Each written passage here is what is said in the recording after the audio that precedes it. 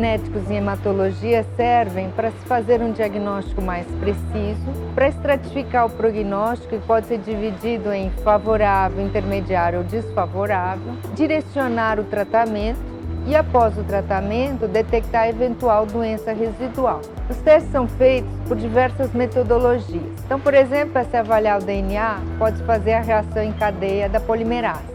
Para avaliar o RNA, a reação em cadeia da polimerase por transcriptase reversa. Detectar mutações, pode-se usar o sequenciamento, que pode ser o sequenciamento Sanger ou o mais moderno de nova geração.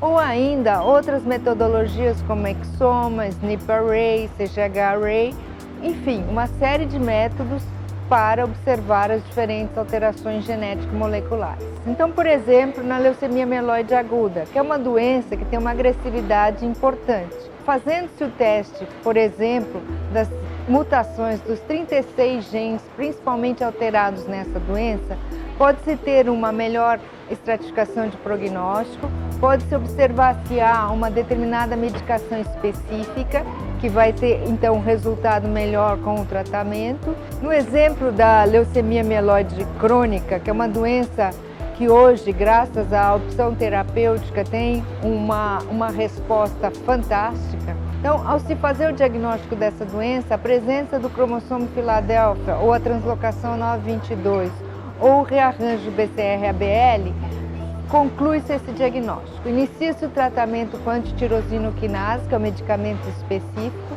e aí vai-se observar a diminuição daquele transcrito que havia sido observado ao diagnóstico, o transcrito BCR-ABL.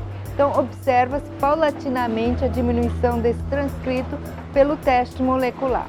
Uma vez desaparecido isso, considera-se então a remissão molecular da doença. Então, o indivíduo que alcança essa remissão molecular tem a sobrevida igual ao indivíduo sem doença na mesma faixa etária. Caso o indivíduo não alcance a remissão desejada no período adequado, então pode-se pesquisar uma eventual mutação deste rearranjo BCR-ABL.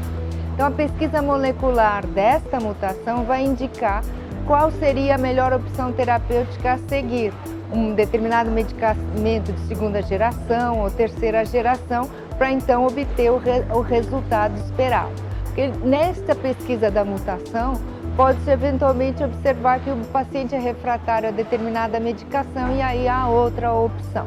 No caso das doenças mieloproliferativas crônicas, como a polissemia vera, por exemplo, a pesquisa da mutação do gene JAK2 pode ser feita por carga alélica também, ou seja, vai dizer qual é a quantidade de alelos mutados. E isso tem valor depois no acompanhamento e no tratamento. No caso ainda da polissemia vera, também pode ser observada a mutação no exon 12, para uma porcentagem de casos pequena que não tem a mutação no JAK2 exon 14. Além disso, as outras mieloproliferativas crônicas, como a mielofibrose primária ou a trombocitema essencial, também podem ter mutação no exon 14, ou podem ter mutação no gene da calreticulina ou no gene MPL, que é o receptor da trombopoetina.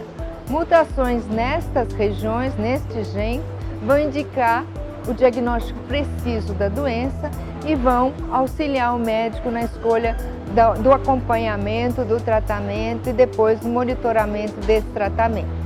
No que diz respeito à leucemia linfocítica crônica, que é a leucemia mais frequente na população ocidental, as alterações genéticas podem ser facilmente detectadas por um teste que se chama FISH, que é a hibridação in situ por fluorescência. Pode-se detectar as principais alterações que estratificam para prognóstico e também, conforme a alteração, orienta o tratamento no caso da deleção, por exemplo, do gene TP53.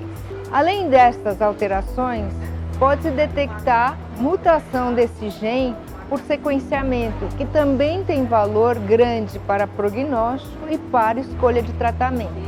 Um outro gene nessa doença que também tem valor é o gene NOT1, que pode ser detectado por sequenciamento da mesma forma que o TP53 e igualmente orienta tratamento ou prognóstico. No tocante aos linfomas, que são doenças frequentes também, Há diversas alterações genético-moleculares que podem ser detectadas por FISH ou por testes moleculares. Por exemplo, o linfoma do manto, o linfoma folicular, o linfoma de Burkitt.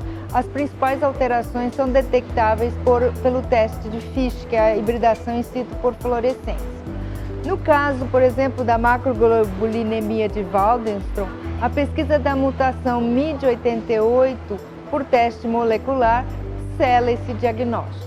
A ampla variedade de testes genético-moleculares para as doenças hematológicas possibilita, então, um tratamento individualizado e eficaz. Nós, assessores médicos, estamos à disposição para prestar uma assessoria, discutir os casos, interpretar os resultados, com o objetivo de oferecer uma melhor assistência ao paciente. Lembrando que todos os testes citados aqui e outros estão disponíveis na plataforma Genômica.